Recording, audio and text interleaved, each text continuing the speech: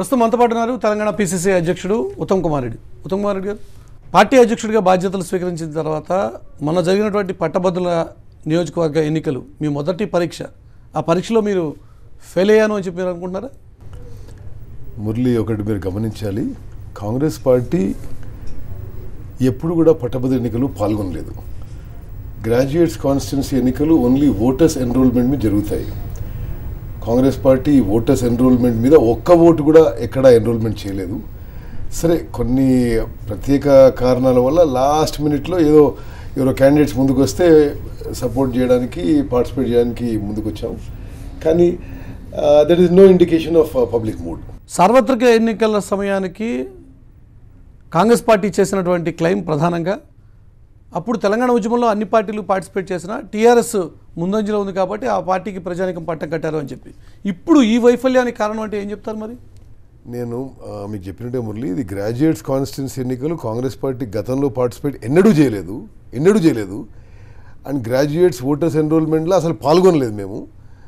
మరి సరే, ఎవరో అభ్యర్థులు ముందుకు వస్తే దానికి పార్టిసిపేట్ చేయడానికి ఏదో హాఫ్ హార్టెడ్ డెసిషన్ జరిగింది.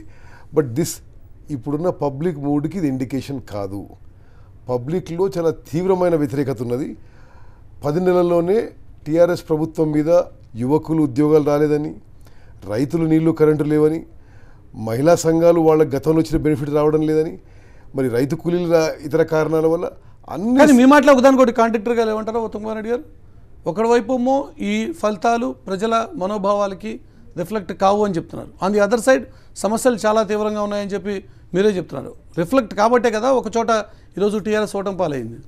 రిఫ్లెక్ట్ అయింది, ప్రజల వ్యతిరేకత రిఫ్లెక్ట్ అయింది కాబట్టి ఓటు బ్యాంక్ లేని బీజేపీకి ఒక చోట గెలవడం, ఒక చోట అన్ని ఓట్లు రావడం జరిగింది. అది నిజంగా వాళ్ళ ఓట్లు కావు, అది టీఆర్ఎస్ వ్యతిరేక ఓట్లు.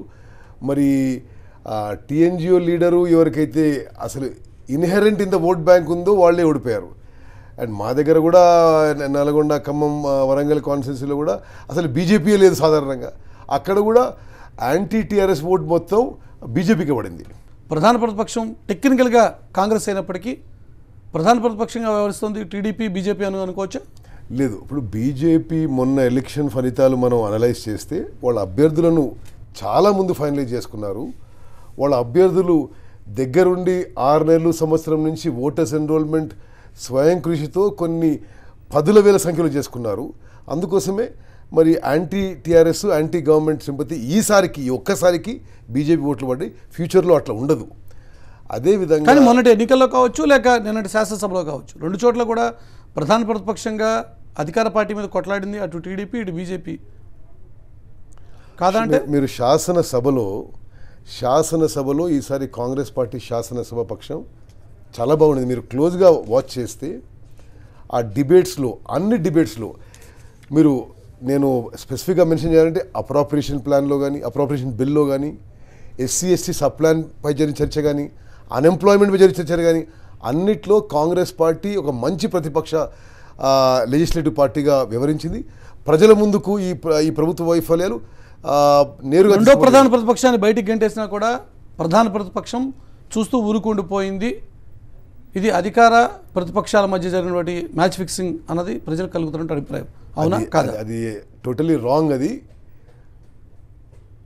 తెలుగుదేశం పార్టీని బయటికి పంపించడం కాంగ్రెస్ పార్టీ శాసనసభ పక్షంలో వ్యతిరేకించాం. అది ఒక అప్రజాస్వామిక చర్యగా ఇప్పుడు కూడా నేను భావిస్తున్నాను.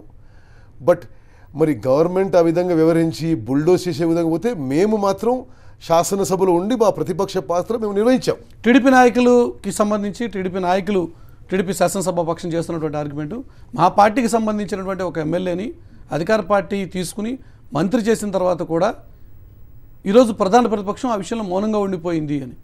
చూడండి, మీరు చేసింది చాలా అంటే ఈ తెలుగుదేశం పార్టీ ఒక ఎమ్మెల్యేని తీసుకొని టీఆర్ఎస్ గవర్నమెంట్లో మినిస్టర్ చేయడం ఇది చాలా దురదృష్టకరం. ఇది అన్డెమోక్రటిక్, కాన్స్టిట్యూషనల్ వయలేషన్. ఇది నేను స్పెసిఫిక్గా అసెంబ్లీలో మాట్లాడిన విషయం. మరి ఈరోజు బరిదెగించి టీఆర్ఎస్ గవర్నమెంట్ ఈ విధంగా చేయడం ఇది ప్రజాస్వామ్య కూని, ఇది రాజ్యాంగ వ్యతిరేకం. ఇది మేము తీవ్రంగా వ్యతిరేకిస్తున్నాం. మరి ఆయన ఏమన్నాడంటే, నేను స్పీకర్కి రెసిగ్నేషన్ సబ్మిట్ చేసిన అని పబ్లిక్గా స్టేట్మెంట్ ఇచ్చాం. మేము పదే స్పీకర్ని కూడా అసెంబ్లీలో అడిగాం. మరి ఆయన రాజీనామా ఇచ్చినట్టు మీ నిర్ణయం ఏంటి అని.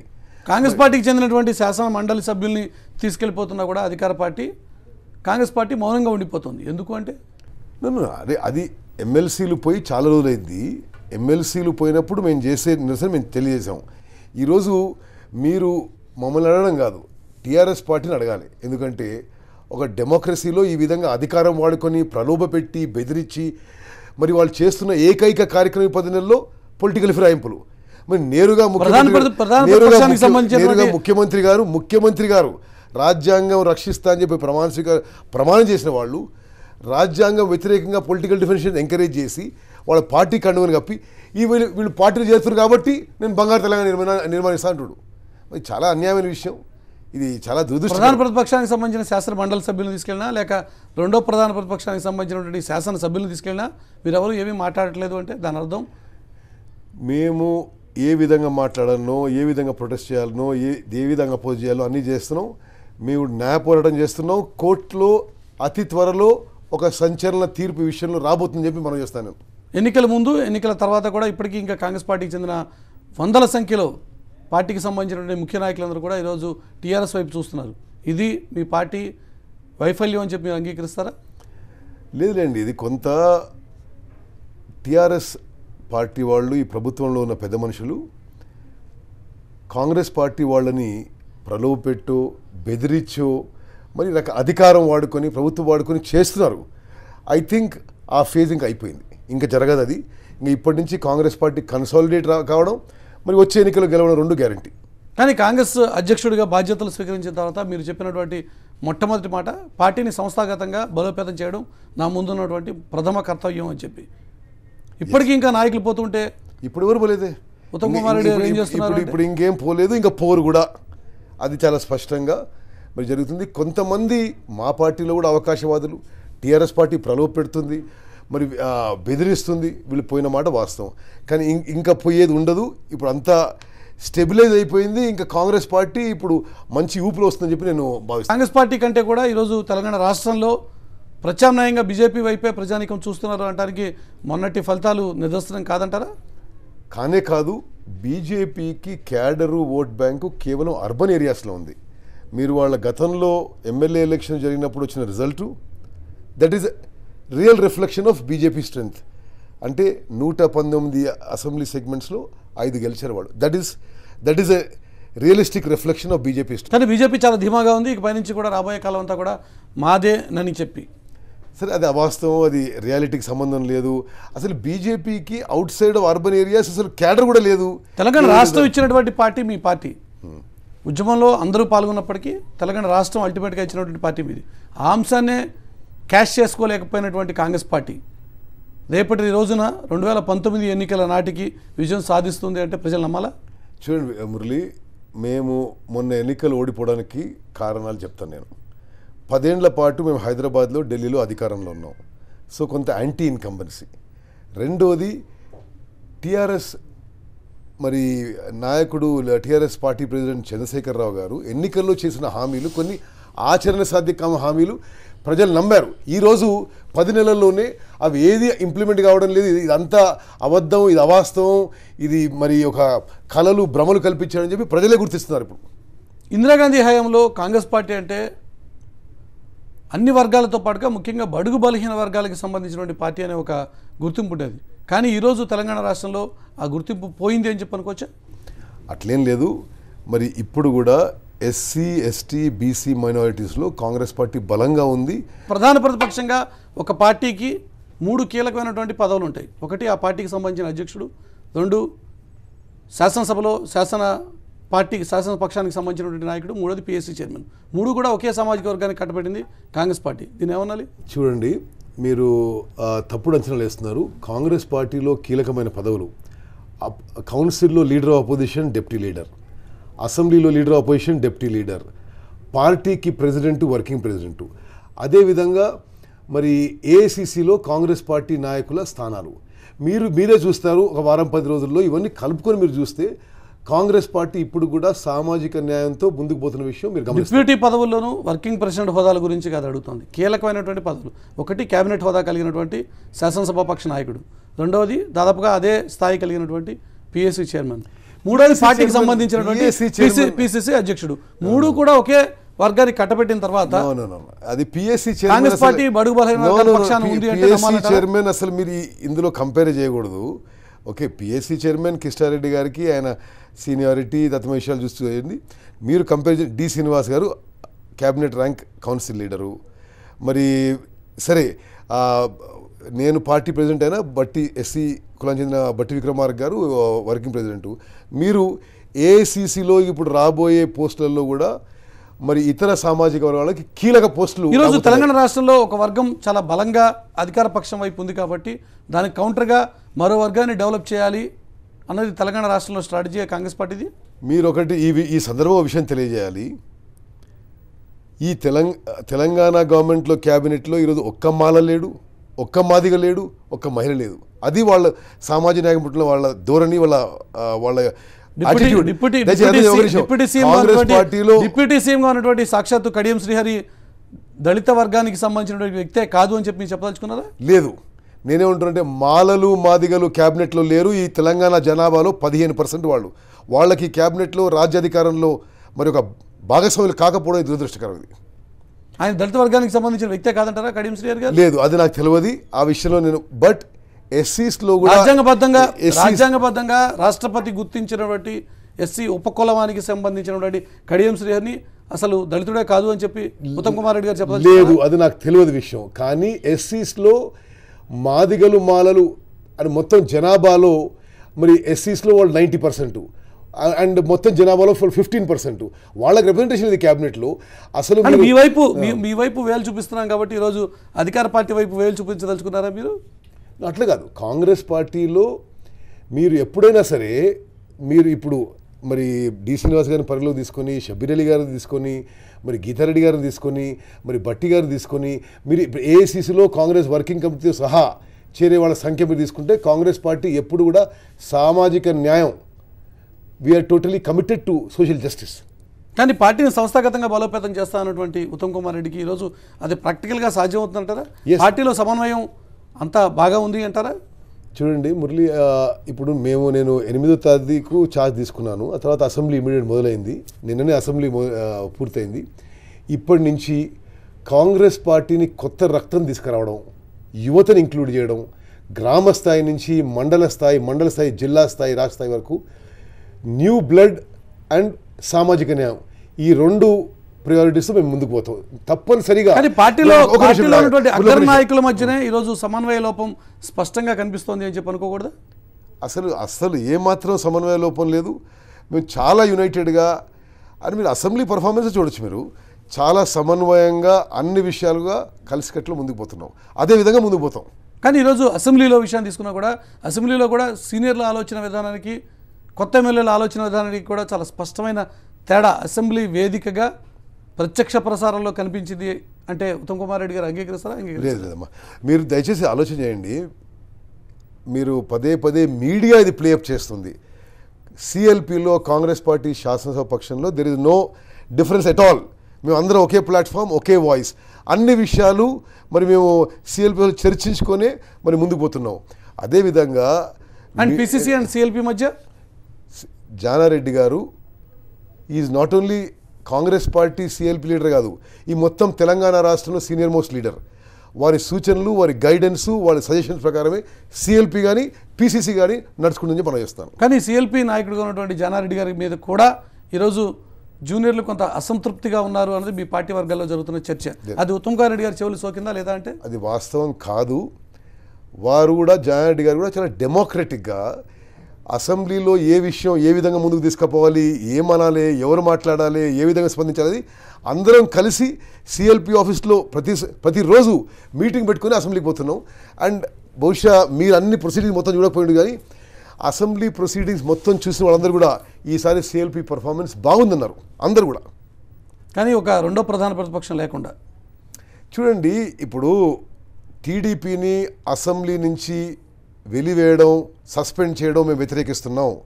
కానీ ప్రభుత్వం బరి తెగించి చేసే కార్యక్రమాలకి మరి మేము ఒక బియాండ్ పాయింట్ చేయలేదు. మీకు మీ పెర్ఫార్మెన్స్ బాగుంది అని చెప్పి మీరు అనుకుంటున్నారా, లేక ప్రజల నుంచి మీకు కలుగుతున్నటువంటి స్పందన? అది ప్రజల నుంచే కాదు, అసెంబ్లీ కవర్ చేస్తున్న మొత్తం మీడియా వాళ్ళు yes CLP is now in full form, full జోష్, బాగా చేశారు, ఒక మంచి ప్రతిపక్షం చేశారని చెప్పి అందరూ అనుకుంటున్నారు. గాంధీ కుటుంబానికి చాలా అత్యంత సన్నిహితులు కాబట్టి మొన్నటి ఎన్నికల్లో ఎవరికి ఇవ్వనటువంటి రీతిలో ఒక ప్రత్యేక హోదాలో మీకు మీ వైఫ్కి కూడా టికెట్ ఇచ్చినటువంటి పరిస్థితి. ఇప్పుడు మీ పార్టీ అధ్యక్ష పదవి కూడా అలాగే దొరికిందా అంటే?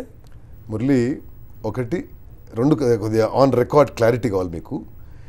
కోదాడ్ కాన్స్టిట్యున్సీలో నా సతీమణి పద్మావతి ఒకతే టికెట్ అప్లై చేసింది, ఇంకెవరు టికెట్ అప్లై చేయలేదు. అది కాంగ్రెస్ పార్టీకి టఫ్ కాన్స్టిట్యున్సీ, అంత ఈజీ కాన్స్టిట్యున్సీ ఏం కాదు అది.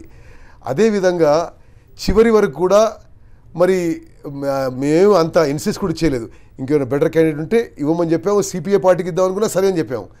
ఆ రోజు కూడా నా సతీమణిగా కాకుండా ఆమె సొంత దాంతో కూడా 20 ఏళ్ల పాటు రాజకీయంలో మరి సహాయం చేస్తూ ఉండేది. ఆ బేస్ ఇచ్చింది. రెండో విషయం, నేను మరి 4వ వరుస ఎమ్మెల్యే, మరి అదేవిధంగా నేను కాంగ్రెస్ పార్టీకి పూర్తి లాయలిస్ట్ని. మంచి రోజులైనా చెడు రోజులైనా గవర్నమెంట్లో ఉన్నా ప్రతిపక్షంలో ఉన్నా ఏమైనా కాంగ్రెస్ పార్టీ లాయలిస్ట్ని. అది గుర్తించి ఇది ఇచ్చారేమో అనుకుంటున్నారు. కానీ ఇంకో చెప్తున్నా, ఇప్పుడు ఇది పెద్ద ఏమో అలంకారం కాదు, ఇదేమో it is not some great thing.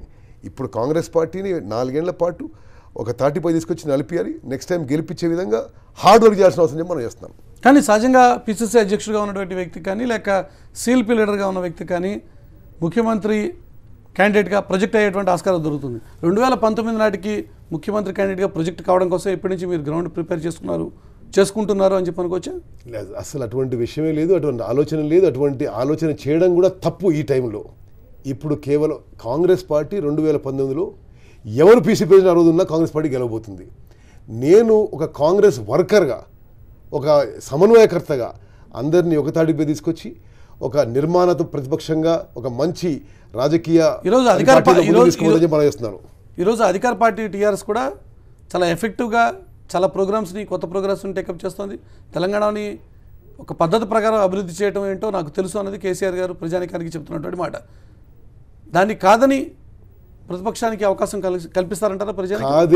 కానే కాదు, ప్రజలు గమనిస్తున్నారు. ఈ 10 నెలల్లో టీఆర్ఎస్ ప్రభుత్వం చేసిన ఏకైక పని పొలిటికల్ డిఫెక్షన్స్, కాన్స్టిట్యూషనల్ వయలేషన్స్, దాని తప్ప ఇంకో పని చేయలేదు.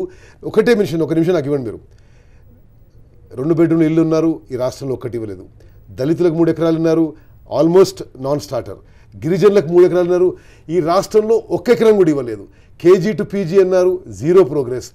మరి వాళ్ళు చెప్పిన ఏ కార్యక్రమం కూడా ముందుకు పోలేదు. అట్టహాసం, ఆర్భాటం, మీడియాను తొక్కడం, పొలిటికల్ డిఫెక్ట్ చేయడం, ఇది తప్పితే వేరే పని లేదు వాళ్ళకి. రేపు రాబోయేటువంటి ఎన్నికలు, సరే ఈ 2 ఎన్నికలు వదిలిపెట్టండి అని చెప్తున్నారు, కౌన్సిల్ ఎన్నికలు. కానీ రాబోయేటువంటి కాలంలో జిహెచ్ఎంసీ ఎన్నికలు రాబోతున్నాయి. జరిగితే సనత్ నగర్కి సంబంధించిన బై ఎలక్షన్ రాబోతోంది. అదే సందర్భంలో వరంగల్ ఎంపీ స్థానానికి కూడా ఎన్నిక జరగాల్సిన పరిస్థితి ఉంది. ఈ స్థానాన్ని కాంగ్రెస్ సొంతం చేసుకోగలుగుతుందా? సనత్ నగర్ బై ఎలక్షన్లో ఓడిపోతారనే మరి టీఆర్ఎస్ ప్రభుత్వ పెద్దలు శ్రీనివాస్ యాదవ్ రాజీనామా చేయించడం లేదు. అసలు ఈ భారతదేశంలో ఇక్కడ ఈనాడు విచిత్ర పరిస్థితి ఇది. ఒక పార్టీలో గెలిచి ఇంకో పార్టీ మంత్రి అయి అతను రాజీనామా చేసినని చెప్పి అంటాడు. స్పీకర్ కార్యాలయం నుంచి ఏమీ మాట్లాడరు, ముఖ్యమంత్రి గారు మాట్లాడరు. మరి ఆయన గెలవడానికి టీఆర్ఎస్ గెలుస్తుంది అనుకుంటే తప్పనిసరిగా శ్రీనివాస్ యాదవ్ గారు రాజీనామా ఆమోదం అయిపోయేది. వాళ్ళు గెలవరనే ఓడిపోతారు. ఇదే వేదిక నుంచి 2 వారాల క్రితం శ్రీనివాస్ యాదవ్ చెప్పినటువంటి మాట ఖచ్చితంగా గెలిచి తీరుతాను, అందులో ఎటువంటి ప్రశ్న ఉత్పన్నమే కాదు అని చెప్పి ఈరోజు టీఆర్ఎస్ ప్రభుత్వ పార్టీ పెద్దలకి మేము సవాల్ చేస్తున్నాం. మీరు గెలిచే ధైర్యం ఉంటే శ్రీనివాస్ యాదవ్ రాజీనామా చేయించండి, రాజీనామా యాక్సెప్ట్ చేయించండి, రాజ్యాంగాన్ని రెస్పెక్ట్ చేయండి. మీరు రిజల్ట్ మీరే చూస్తారు. ఘోర పరాజయంలో సనత్ నగర్కి guarantee. What about greater Hyderabad and Warangal MP స్థానం? Greater Hyderabad, Warangal municipality, Khammam municipality మూడిట్లో కాంగ్రెస్ పార్టీ గెలవబోతుంది. వరంగల్ పార్లమెంటు కూడా నేను మొన్నసారి వరంగల్ పోయి వచ్చాను. వాతావరణం పూర్తిగా మారిపోయింది. ప్రజలు టీఆర్ఎస్ పార్టీ, టీఆర్ఎస్ ప్రభుత్వం నిజస్వరూపం గుర్తించారు. అది కూడా మేము గెలవబోతున్నాం. ఇప్పటికీ ఇంకా మీ కార్పొరేటర్లు టీఆర్ఎస్ వైపు ఆకర్షితులు అవుతున్నారు? లేదు, ఇప్పుడు ఏం పోవడం లేదు. సరే, గతంలో కార్పొరేటర్లు వాళ్ళు ఎక్స్ కార్పొరేటర్లుగా కాంటెస్టేషన్ క్యాండిడేట్లు కొంతమంది పోయిన వాడడం వాస్తవం. వాళ్ళకి రకరకాల ప్రలోభాలు, రకరకాల బెదిరింపులు వచ్చాయి అధికార పార్టీ నుంచి. మరి ఇప్పుడు ఇంకా పోయే పరిస్థితి లేదు. ఇప్పుడు మీకు ఒక విషయం చెప్పాలి, మీ ప్రేక్షకులు కూడా, మీ వ్యూవర్స్ కూడా, స్టేట్లో మొత్తం వాతావరణం ఎంత తొందరగా మారిపోయిందంటే అధికారంలో ఉండి అధికారం చెలాయించి వేరే పార్టీలు బెదిరించినా గ్రాస్ రూట్స్లో ఆల్రెడీ అరే ఇదేంద్ర వీళ్ళు ఇంతగానో మాటలు చెప్తారు, అసలు ఏం పని అయితే లేదనే వాతావరణం మాత్రం స్టేట్ మొత్తం వచ్చేసింది. అదిగాక ఒక విషయం దయచేసి please don't mind, TRS party వాళ్ళు ప్రభుత్వ పెద్దలు కూడా దురదృష్టకరం, రాజ్యాంగాన్ని వైలేట్ చేయడమే కాదు, కొంత ఏ విషయంలో కూడా మీరు చూడండి, వాళ్ళు జవాబు అడిగితే ఎంత అహంకార ధోరణితో ఉంటుంది. అసలు అంటే ప్రభుత్వంలో ఉన్న వాళ్ళు కొంత తగ్గుండాలి, కొంత వినయంగా ఉండాలి, హ్యూమిలిటీతో ఉండాలి. కానీ వాళ్ళు మీడియాతో మాట్లాడినా మరి ఇంకెవరితో మాట్లాడినా మరి ఆ అహంకారాన్ని ప్రజలు గుర్తిస్తున్నారు. పబ్లిక్ ఈజ్ వాచింగ్, తగిన బుద్ధి చెప్తారని చెప్పి భావిస్తున్నాం. హౌసింగ్ సంబంధించి ఇంతవరకు ప్రభుత్వం ఇల్లు కట్టించే కార్యక్రమాన్ని మొదలుపెట్టలేదని, ఆ పాపం కూడా కాంగ్రెస్ పార్టీదే, ఆ పాపాన్ని కడిగేసేటువంటి ప్రయత్నంలో ఉన్నాం, అందుకోసమే సిఐడి ఎంక్వైరీ చేసాం అనేది ముఖ్యమంత్రి కానీ మంత్రులు కానీ ఈ రోజుకి చెప్తున్నటువంటి మాట. ఎదుర్కోవడానికి సిద్ధంగా ఉందా కాంగ్రెస్ పార్టీ? మురళి, ఇప్పుడు ప్రభుత్వం వచ్చిన కొత్తలో మరి ఇండ్ల విషయంలో ఏదో కుంభకోణం జరిగింది, వాళ్ళు ఎంక్వైరీ చేస్తామని సిఐడి ఎంక్వైరీ చేశారు. మేము ఫస్ట్ రియాక్షన్ ఏమన్నాం, తప్పు చేసిన వాళ్ళని శిక్షించండి, కానీ తప్పు చేయని వాళ్ళకి ఇళ్ల బిల్లు ఇచ్చేసేయని అని చెప్పాము. వాళ్ళు ఇచ్చిన అసెంబ్లీలో లెక్కలోనే 46 లక్షల మంది ఇండ్లు నిర్మాణం ప్రోగ్రెస్లో ఉందని. మీకు ఒక విషయం తెలియాలంటే, గతంలో రూల్స్ ప్రకారం శాంక్షన్ ఇండ్లలో 10% కట్టుకున్న వాళ్ళు, 25% కట్టుకున్న వాళ్ళు, సగం కట్టుకున్న వాళ్ళు, 70% అందరికీ బిల్లులు ఆపేశారు. అందరికీ 45 లక్షల మందికి సిఐడి ఎంక్వైరీ పేరు మీద. మేమంటాం అంటే ఎవరైతే తప్పు చేశారో 5% ఉన్నారు, 10% ఉన్నారు, ఎంతమంది ఉన్నారు, వాళ్ళకి మీరు రెవెన్యూ రికవరీ చేయండి. మీ మీద కూడా కొన్ని మచ్చలు అంటుకున్నాయి అని చెప్పి అంటుంటారు, నిజమేనా? నేనేమంటున్నా, ఈ ఇండ్ల విషయంలో, ఇండ్ల శాంక్షన్ విషయంలో నాకు కాదు, మోస్ట్లీ పొలిటికల్ లీడర్స్ ఎవరు సంబంధం ఉండదు. అది ఇండ్లు శాంక్షన్ కావడం, ఆ తర్వాత గ్రాస్ రూట్స్లో నిర్మాణం కావడం. సరే, మీకు ఒక విషయం తెలియాలి, అసలు వాస్తవం ఏంటంటే ఈ ఇండ్ల కార్యక్రమం తెలుగుదేశం పార్టీ కంటే ముందు అప్పుడు కాంగ్రెస్ పార్టీ మొదలుపెట్టింది. మేజర్గా జరగడం రాజశేఖర రెడ్డి గారు ముఖ్యమంత్రి అయిన తర్వాత ఈ రాష్ట్రంలో సాచ్యురేషన్ మోడ్లో మొదలైంది. అయితే మేము అసెంబ్లీలో కూడా ఆన్ రికార్డ్ చెప్పారంటే 2004 ఇచ్చింది ఎంత అమౌంట్, ఇంటికి 25,000 రూపాయలు. 25,000 రూపాయలు మనం ఇచ్చిన 25,000 రూపాయలకి అతను తన అమౌంట్ కట్టుకుని 1,00,000 రూపాయలు ఇల్లు కట్టుకున్నాడు. అట్లా ఈ రాష్ట్రంలో లక్షల మంది ఉన్నారు. మీరు మరి వాళ్ళు ఎంబడబడి సిఐడి ఎంక్వైరీ ఉంటారు, చేయండి అంటున్నాం, ఎవరు తప్పు చేసినా శిక్షించండి, రెవెన్యూ రికవరీ చేయండి అంటున్నాం మేము. కానీ దయచేసి మీరు అర్థం చేసుకోవాల్సింది, ఏ తప్పు చేయని, ఏ పాపం చేయని లక్షలాది మంది ఎస్సీలు, ఎస్టీలు, బీసీలు, మైనారిటీలు అప్పు తెచ్చుకొని చట్టపరమైన శాంక్షన్ ఇల్లు కట్టుకుంటే ఆ బిల్లు ఆపేశారు. ఇక చిట్టచివరిగా మీ విషయాన్ని తీసుకుంటే, మొదటి నుంచి ఒక ఆర్మీ ఆఫీసర్గా పనిచేసినటువంటి మీకు తొందరగా ప్రజలతో మింగిల్ కావడం కొంచెం కష్టం అని చెప్పి పేరు. బహుశా పిసిసి అధ్యక్షుడిగా ఇప్పుడు రాష్ట్రం అంతా ప్రజానికంతో మమేకమయ్యి ప్రతిపక్ష పార్టీగా మీ రోల్ మీరు సక్సెస్ఫుల్గా నిర్వహించగలను అని చెప్పి అనుకుంటారా? మురళి, ఒకటే చెప్పాలి నేను, అంటే సరే మనం ఏం చేసినా ఎవరెవరు విమర్శిస్తుంటారు, కానీ మీకు తెలుసు మా ఫ్యామిలీ అంటే నేను, నా సతీమణి, మాకు పిల్లలు కూడా లేరు. మేము 24 గంటలు 300 రోజులు ప్రజలు మమ్మల్కే ఉంటాం. అందుకోసమే మీరు నా గెలిచే మెజారిటీ కూడా చూస్తే లాస్ట్ 3 times భారీ మెజారిటీతో గెలిచాము. 24 hours 365 days we're with the people, ప్రజలతోనే ఉంటాం.